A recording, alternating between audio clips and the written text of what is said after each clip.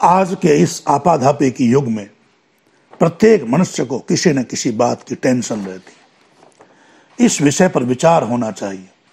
जब आप अपने कार्यक्षेत्र में होने वाले प्रत्येक परिणाम को लेकर घर या पार्टी में जाएंगे तो तनाव स्वाभाविक है। इसी प्रकार जब आप अपने परिवार की चिंताओं को लेकर अपने कार्यक्षेत्र या कार्यालय में जाओगे तो भी तनाव स्वाभाविक है।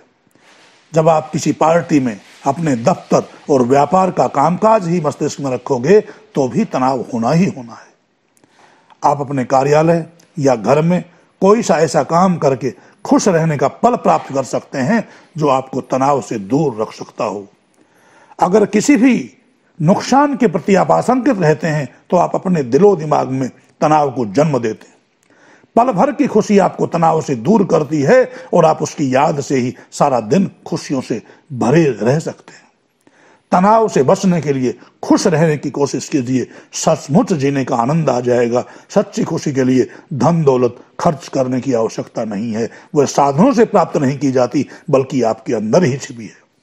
खुशियों के प्रति आपका दृष्टिकोण कैसा है यह आपकी विचारधारा पर निर्भर करता है। आपकी विचार शैली टेंशन वाली होगी तो खुशी नहीं मिलेगी, और अगर सचमुच किसी काम से नुकसान हो गया है तो बार बार उसको याद भी करने की जरूरत नहीं है, क्योंकि उससे स्वयं को दुख ही मिलता है।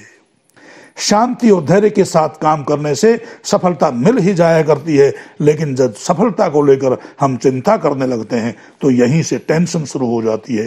काम धंधे में, शिक्षा में या खेल के मैदान में तनाव हो ही जाया करता है, लेकिन वीर वही है जो इससे पार पा लेता है।